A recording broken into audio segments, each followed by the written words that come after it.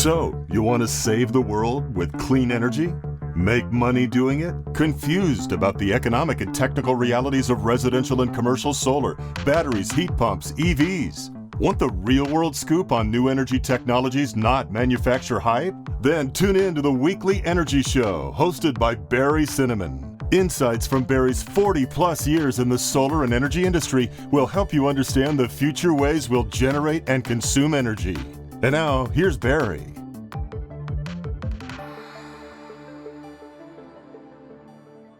Welcome to this week's Energy Show. Now, there's lots of people commenting about changes in the clean energy industry in the United States. For the big picture and drilling down into details, I'd like to turn to the most knowledgeable, most prolific, and most articulate podcaster in the industry. That person is Nico Johnson. He's the founder and host of SunCast. And right off their website, quote, "The mission of SunCast is to help you connect and grow your company and career in the clean energy revolution and to shine the spotlight on people, companies, and markets you ought to be paying attention to." So here's a bit more about his background that you may not know. He originally was a Peace Corps volunteer, and then he somehow got into solar. We'll get on to why, but he started sales and marketing going way back to 2006. With Blue Line, Lumeta, Trina, and Conergy. Then he went out on his own to start SunCast Media in 2015, and he's been killing it ever since. I think he's up to like over 800 audio and video podcasts published. So welcome to the show, Nico. Just so that we are accurate, because I know the value accuracy, we just published episode 824. Wow. 824. And I know I've shared this with you privately, but when I started out, I was a big fan. I'm a podcast junkie. I was a big fan of the work that you were doing already on the radio. And frankly, there wasn't anyone else doing a show. The Energy Show, you called it back in the day, it was the only real podcast that focused on the solar energy industry. But you were focused very tactically on what homeowners needed to know. And what I couldn't find was any discussion about what business owners needed to know to effectively compete in this space, or career professional needed to know if they wanted to do the thing that we needed most, which was transition away from fossil fuels, away from tech, away from healthcare, away from biotech, away from hospitality into this industry. If we wanted to scale from what was then about 60, 70,000 employees in the U.S. to 500,000 employees, how are we going to do it? We have to embrace the fact that the transition is happening, and we have to acquire the storytelling gene. We have to actually create a narrative that compels people to go work for these companies like Cinnamon Energy. So over the years, that's been our mission, is to really inspire people by, as you said, shining a light on the folks who are doing it. They have something remarkable to talk about. It's one of the reasons that I'm here today, is because, Barry, you are one of those pioneering founders who has laid the groundwork that many other, you're one of the giants on whose shoulders we stand, as we often say. And I'm just an old guy in solar. I like what I'm doing, and I like helping companies. I like helping people. I'm altruistic. I'm not just trying to maximize things for us. But, what we did at the Energy Show with Cinnamon Energy Systems, and it even goes back to when I was at Akina. Yeah. The podcast was really a marketing tool, Mm-hmm. but it's evolved a lot more beyond that as I got started, really just to help everybody in the industry. Now, you have even a broader scope because you're dealing with utility scale, commercial. I do a little bit on that, but you kind of cover the whole thing. And I was always curious, how did you get started with the SunCast podcasts? It's a story that traces back to, I don't know if you recall Adam James when he was still at Green Tech Media. Remember Adam? He went on and he worked at Solar City, and now he's at Energy Impact Partners. He was the analyst for Latin America at Green Tech Media. And I had been following podcasts because I became a marathon runner. While I was living here in Oakland, I became a marathon runner around 2011. Still working at Trina. And I started listening to the management guys. And these guys just captivated my attention. There's a whole bunch of podcasts back then that were about teaching folks how to do specific things, how to be who you want to be. And then there was a guy, John Lee Dumas, who started a podcast called Entrepreneur on Fire that really caught my attention because it was really the first daily business podcast. And this guy was just tireless. And I aspired to do something that impactful where I could reach millions of people because I wasn't really getting that opportunity at my day job. I'd gotten into a few hobbies. Kite surfing, notably, was the fastest growing sport in the world at the time. And I thought I'll start a kite surfing podcast. And I had moved on to work for Conergy. Really, it was the sort of rebirthed Conergy that had gotten bought by Kawa Capital down in Florida. They were a customer of mine at Trina. They had recruited me to come help them build their Latin America utility business. And I found myself many late nights in the office, but also in the field in conversation with Adam at Green Tech Media and a couple of other analysts at Wood Mac and other companies, because they would figure out eventually who were the folks on the ground that actually understood what was going on. I happened to be one of those folks because through Trina and Conergy, I had really figured out how the utility scale market and the C&I market were working at the time and who were the real players. And I remember one day I had this quickening. I'll never forget where I was standing in the conference room in the Kawa offices in Miami. And I said to Adam, I said, the whole conversation we've just had for the last half hour should have been recorded. He was like, God, no. Green Tech would fire me. And I said, well, they can't fire me. What if we tried to record these conversations? Because the fact is, like, what I had learned at Conergy more than anywhere else was actually what was inside the black box. My whole career, I'd been out on the other side of the veil. There were all these people in the know, and then the rest of us who just sort of did what they told us to do because we weren't in the know. We didn't know how finance worked. We didn't know how the machine worked, right? So at Trina, I saw how the machine worked at a macro level, but I didn't know how finance worked. And at Conergy, I figured out how finance worked. And I was like, Jesus, it's not fair that in many ways, because I am middle income, white, male American, I get access to this machine and others don't. And it turns out that media in many forms, but podcasts specifically at that time, think about 2011, 2012, 2013, like end of 2015, it was a medium that was so underrepresented and so intimate that I knew with the rapport I had begun to build, like the skill of rapport building, I could get people to talk about things that they wouldn't otherwise talk about.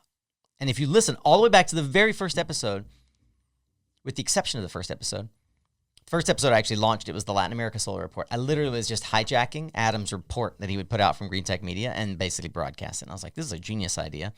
And then Adam told me after he recorded that episode that he was leaving GTM to go to Solar City and that he couldn't do any more episodes with me.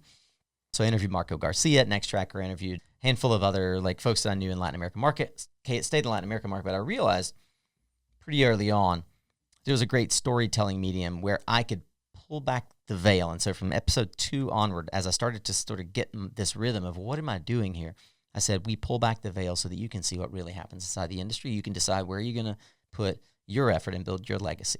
That's language I've developed over a decade to be able to better explain it. But even back then, I realized that what I had the privilege to do, Barry, was to actually, I had been given the freedom to operate in between the two rooms.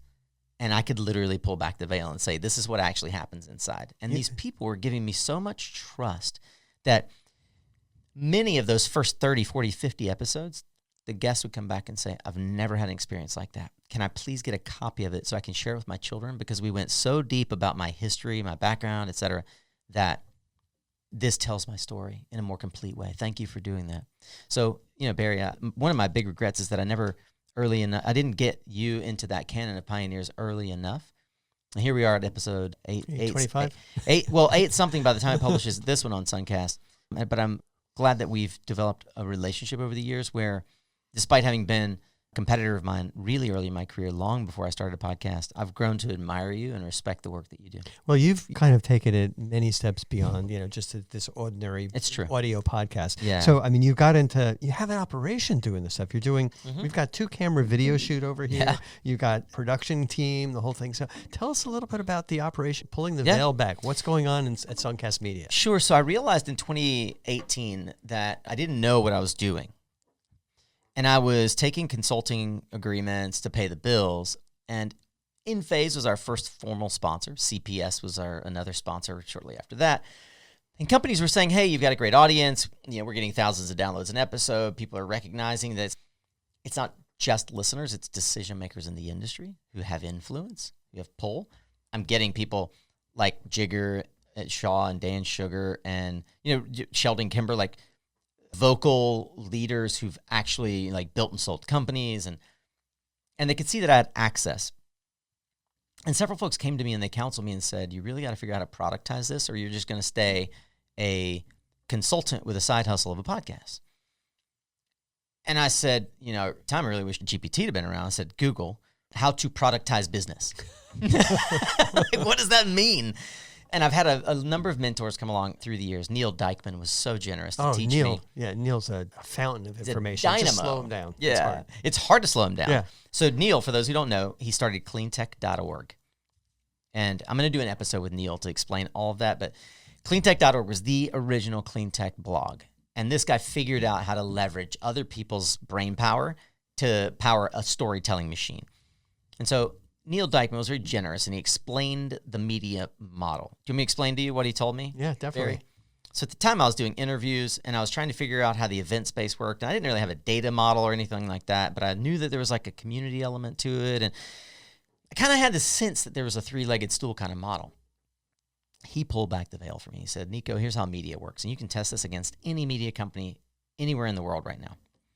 He said, this is ages old, and it works everywhere. He said, there's three legs to the stool. There's free media, okay? Something that you can consume that they pay money to create and give away for free, all right? Free media. Think about GTM. Mm-hmm. Their front doorstep was all these journalists they paid for who gave the industry's best journalism, right? Same with Axios.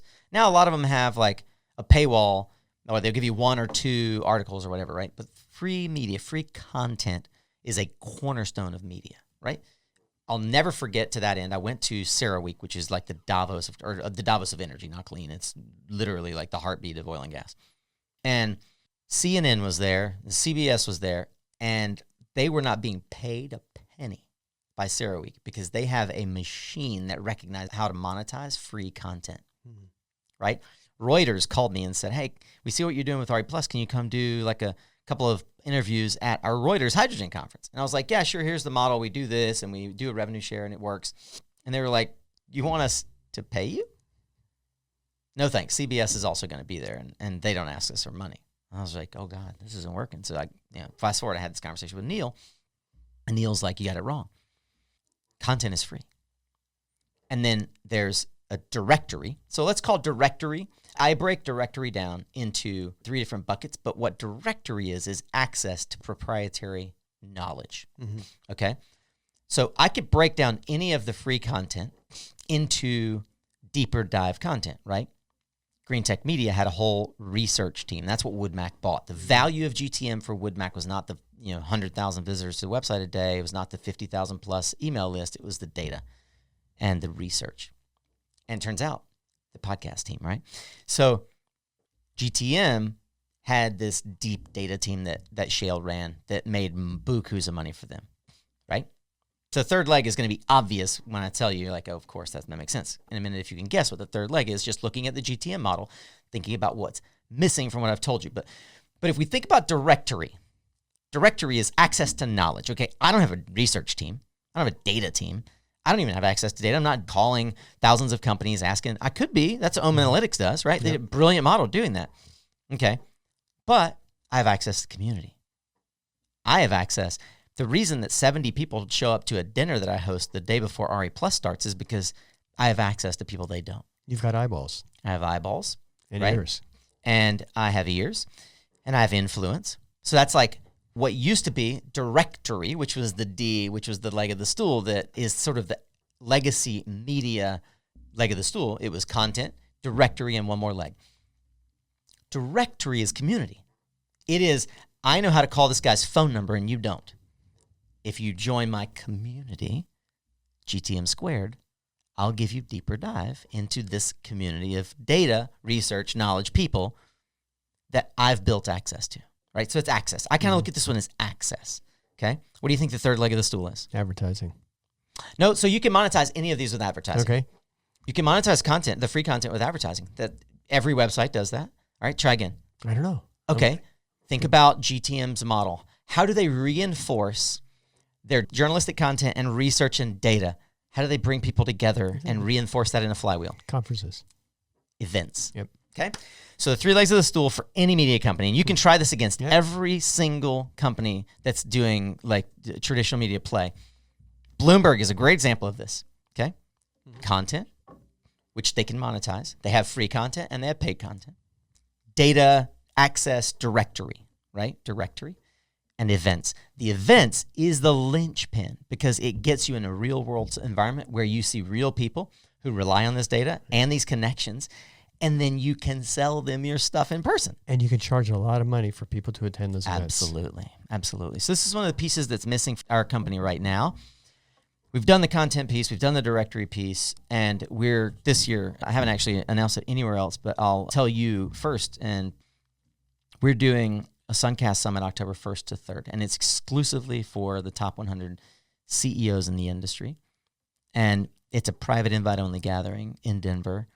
And it might sound like a little Illuminati, but it is intentionally to bring people into a room, not unlike what we were doing over the weekend with our friends here in Berkeley, where several of us were able to gather together and just talk offline. No recordings. And better understand where's the industry going, what's the narrative we need to really grow as an industry instead of shrink when things like the ICC fall away, right? And that's everyone from you as a residential CEO, residential solar focused primarily CEO, all the way to, Sheldon Kimber running one of the largest utility scale companies in the world, right? So you asked about my team. My team is a really small but mighty team. I have an operations director. I have a production manager. I have a director of content who also is our key editor. And I have a small content team. And my wife is the controller, and I have a bookkeeper. And then we have one person dedicated to what we call customer experience. So Brittany is the most dedicated, committed follow-up person I've ever met. She manages all of the relationships. And we used to have her on outside sales, but she's so much better at inside sales and directing traffic that we pulled her inside and made her customer experience. And we're building out an outside sales team now. And really, the outside sales has fallen almost entirely on myself and Brittany and a couple of other folks that have helped us with sales. But key is, how do we build an organization that can be nimble, that can leverage AI, that doesn't get bloated and therefore overweight on OpEx, but can manage to leverage these relationships and conversations, turn traditionally long-form content, because we record like 75 to 90-minute conversations, into content that people consume in a 6-second environment, right? People have a 6-second brain right now with social media. So how do you hook them in 3 to 4 seconds, keep them for 30 seconds, and have them get on that flywheel of like, that 30 seconds was good, I'll watch 3 minutes. That 3 minutes was good, I'll watch 30 minutes. That 30 was good, I'll watch the whole thing. It was so good that I'll come back next time, because I believe now that SunCast Media as a brand can deliver the goods when they say they give me exclusive access to insights about how this industry is growing and how I can participate in it. Yeah, it totally makes sense. Talk about some of those sponsors. How do you sign them up? Because that's paying the bills. Yeah, it is. I'm really proud of the relationships we've been able to build through the years. I mentioned that Enphase was our first sponsor all the way back in 2016. And it came through a relationship because I was doing business in Latin America, and Luis, the guy who was running Latin America's sales, came to me and he's like, hey, I think we do a partnership together. I've got a little bit of budget. I ended up flying to Petaluma, sitting down with them, signing a deal for like $16,000. I didn't even have 16 episodes, Barry. But because I'd been in marketing and I worked on Trina's team in marketing where we managed a $3 million budget, I go, okay, what is it that Enphase wants? Enphase wants influence. Enphase wants a person in the marketplace that can help capture customer stories. So instead of advertising for them, I said, let's create the LATAM Pioneer Series. You bring me your 6 best installers. I'm going to get their business story, and inside of it, I'll do some in-story narrative where, coincidentally, through the questions I ask, they're going to mention sort of why and how they incorporate Enphase, because it's the best product, right? So a little bit of product placement cameo shows up in the interview, and it felt seamless. Enphase was over the moon because it was the best customer testimonials they could have gotten. And I wove them into the story, and I got paid like $2,500 per episode. And I told this to Stephen Lacey at the time, and he was just like, this is magic. Like, people aren't even paying you for downloads, which is how the industry works. It's like, oh, you pay like a CPM, the same advertising model. Like, it's like, no, I'm not working on CPMs. I am helping companies connect with their customers in a more authentic way. I don't care how many of their customers listen. I care that they're able to communicate their message in a more brand-aligned way, and that their marketing pillars are served with the content that we create. And that is a service I'm giving them. If 5 people listen, or if 5,000 people listen, the content we create is still the same value to them. And they can then take it on their marketing list and their campaigns and their outreach. They can take the same content, push it out to their channels. And by the way, if they were to create this content themselves and hire an agency, it's going to cost them 2 or 3x what it would cost to work with me. And I have I have deep industry knowledge. I can ask better questions. Okay. And it doesn't come across as advertising. It's That's an correct. objective, testimonial. It's just a story. I'm kind of doing the same thing here. I just like to tell the truth to people, and the companies are interested, participants are interested. It's kind of surprising me. And everybody loves to get mic'd up and, on these podcasts. It's surprising. Funny. It's surprising how much people will say when you get them behind the mic, because it really just feels like we're having a conversation. And I'll mention this and we can move on. I remember when I first started the podcast, I said, I want this to feel like we're sitting at a bar at SPI, this is what now is called RE+, having a drink, sharing stories. And I want the listener to feel like they're sitting in the chair next to us. We're oblivious to them there. We have no idea someone's eavesdropping. And someone walks up to them and says, hey, I'm going to the next party. And they say in return, no way, I'm not leaving till they leave because this conversation is too good. Bartender, bring me another drink. I'm just here minding my own business, eavesdropping on these guys. Can't pull me away. I had Paul Grana, no kidding, Paul Grana from Helioscope call me up within a month of starting the podcast. And he said, dude, I feel like, I never said this, by the way, to anybody. I just manifest it. Paul calls me, and I've known him forever. He says, dude, it feels like I'm just eavesdropping on a conversation between you and a friend at like a bar at SPI. He said, it's crazy. There's a ton of value with that. That's why you're 800 something episodes. You're doing terrifically well. I just kind of like chug along, and I like to focus on things that really are helping the residential industry, the commercial industry. There's something to be said for that, Barry. People. Yeah, that's because you really do focus on what is it that homeowners need to know, and you're tactical and you're precise, and you bring in industry leaders who can give sometimes a counterpoint to what you're saying, but allow folks to be able to make a reasonable assessment of what they want to do. And then the way the energy show is evolving is moving from solar to solar and storage to electrification. So we're doing a lot of shows on heat pumps. It's really focused on what the consumer wants to know from an industry insider kind of expert info. All right. Well, any other thoughts on advice for companies in our industry? Well, I'll ask along the lines of how I typically begin to wrap up our episodes. I think that readers are leaders and leaders are readers. I believe that we can learn a lot from those who've come before us if we learn to apply that sort of decision-making model and framework. So I'm curious, Barry, if there are any books that have particularly impacted the way you think about business or the way you approach the world. And I like to couch this sometimes by saying, are there books that you've gifted the most or that you've read more than once? I don't read as many business books as I used to. I business school and things like that. I kind of read books right now just to relax and not worry about things. Sure. But I spend a lot of time every morning and every night on key media, Bloomberg, New York Times, LA Times, Washington Post, read all of the solar newsletters that I can. And your comment about readers are leaders, I look around and I see the companies that are really continuing to do well and the leaders that are doing that, and they are voracious readers. That's right. I can just see it. Yeah. All right. I want to share one.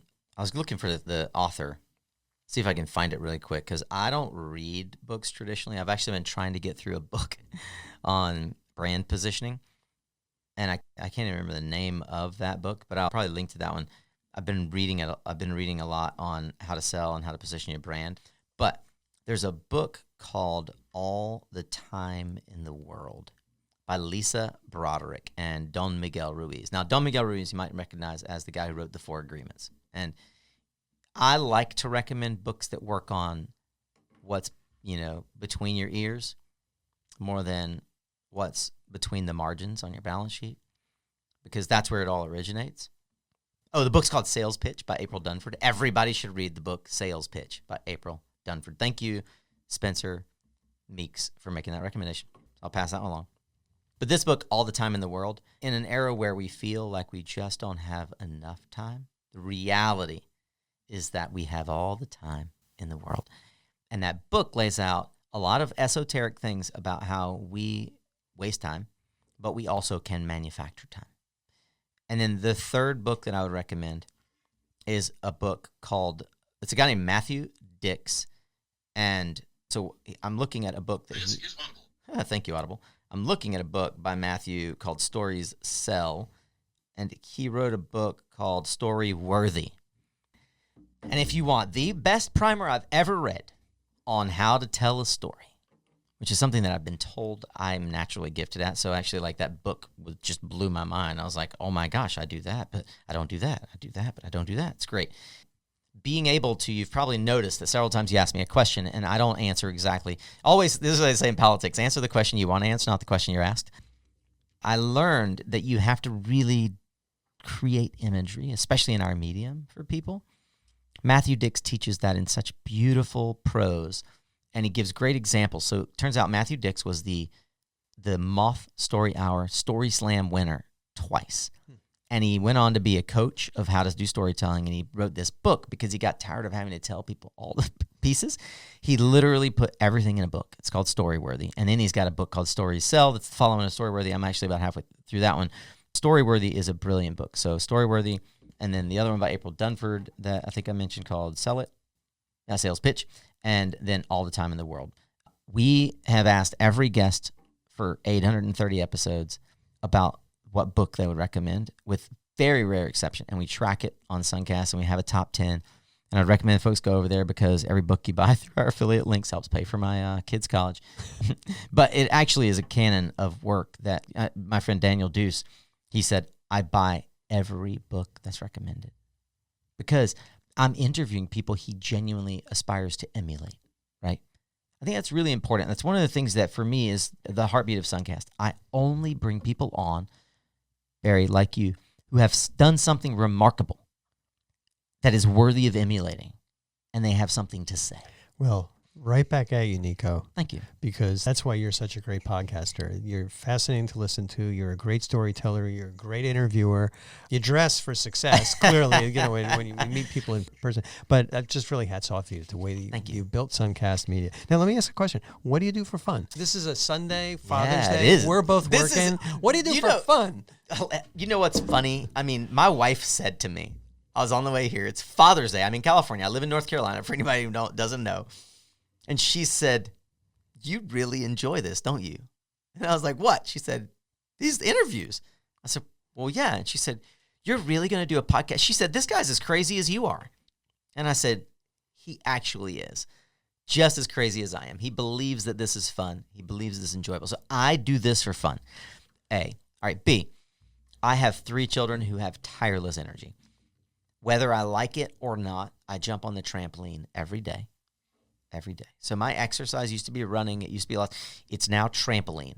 I am a world-class dad acrobat. I just made that word up. I'm a dad acrobat because I like flip my kids around. And yes, I can still do a backflip with a full twist. And I can still do all because my kids require it of me.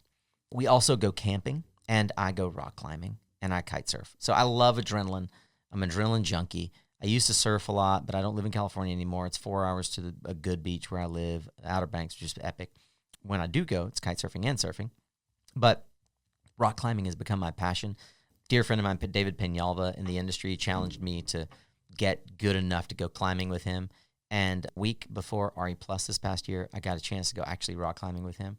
And he complimented me that I'd finally gotten good enough for us to go outside. So I love rock climbing. Ever since when I started Blue Line Power in 2006 and in Marina, California, I would go to this place called The Sanctuary. It was literally, it was my sanctuary. I realized, also, there's 2 things I like about rock climbing. One, they don't call them climbs. They're problems. You're not expected to finish it in one attempt. It's a problem. And you got to figure that problem out. Okay, A.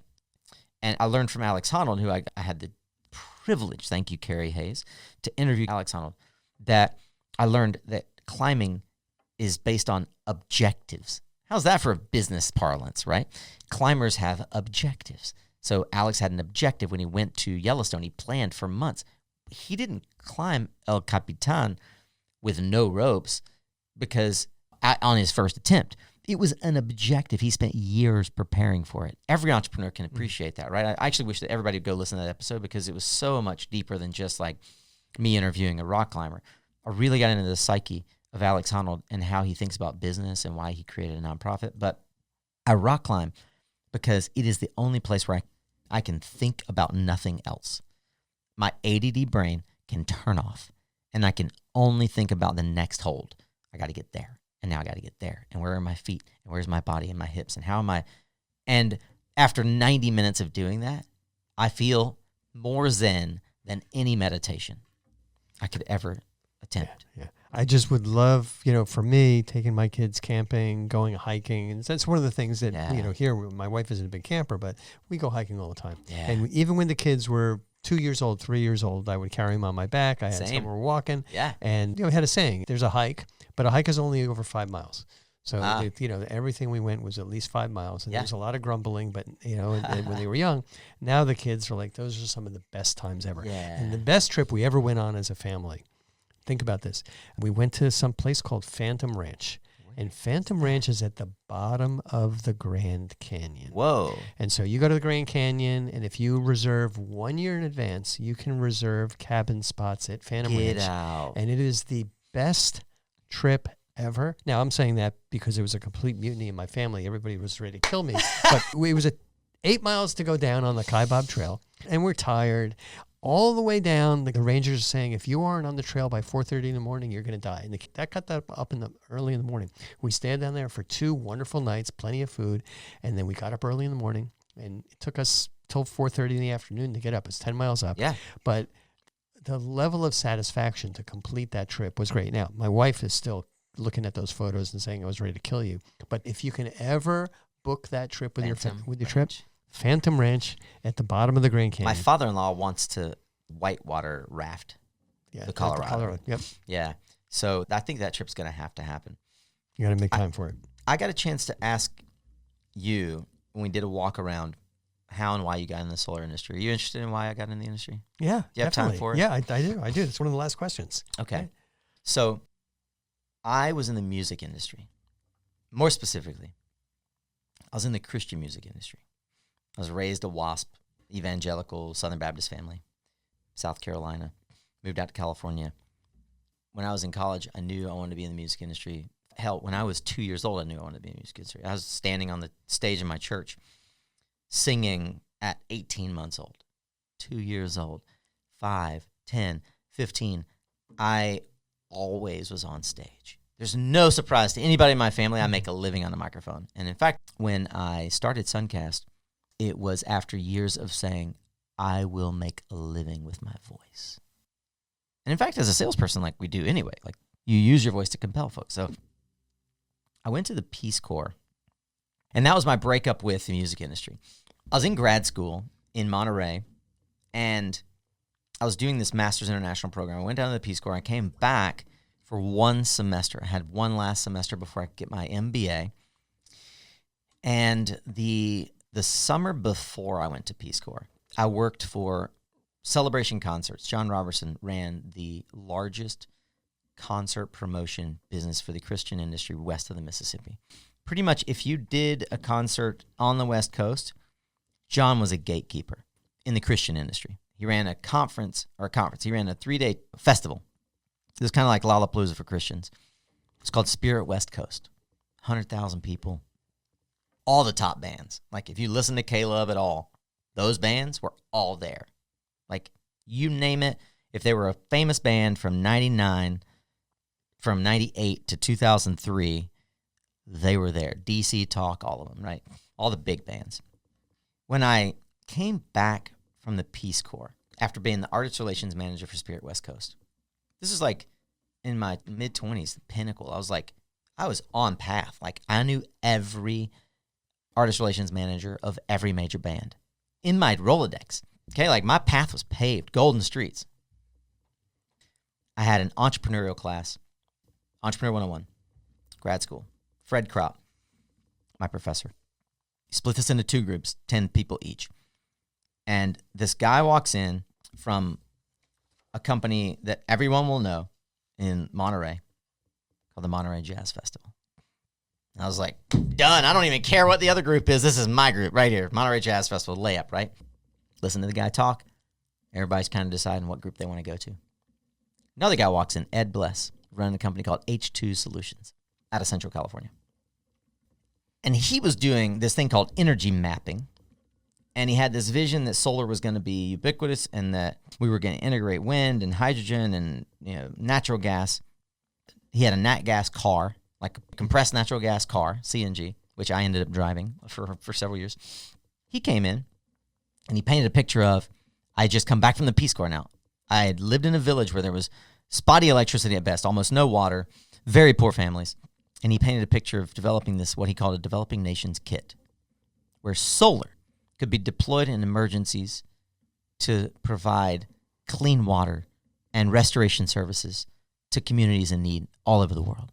I was immediately smitten. Mm-hmm. And I was like, wait, solar can do this? Like, you just lay out a solar panel and it can power a home and it can power like power tools and it can purify water. Now, I had just been through a major hurricane in Guatemala the week before I terminated service, where my entire town lost power, where all the food sources went bad, where nobody had purified water for a week, where people got sick and died. And if we just had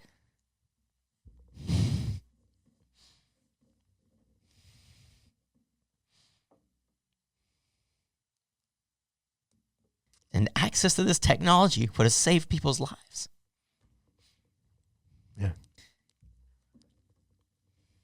My professor said, I went to his room and I said, I'm really confused because in my head, it makes perfect sense for me to go to the jazz festival. Like, it's a layup. I'll get a job afterwards. Like, this is in my heart.